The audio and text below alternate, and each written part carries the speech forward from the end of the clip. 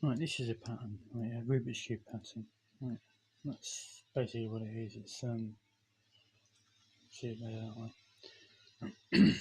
One of them, one of them, one of them, one of them.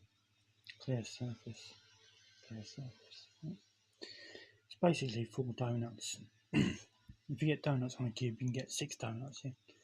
So all the centres are different. Excuse me, not code. But then you can get this one here. So this is basically a donut with this. That's a separate pattern. So if I can go like that,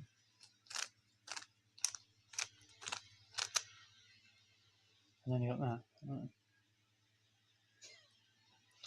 See, when you're in patterns, you just keep on coming across more patterns. Yeah? I like that pattern.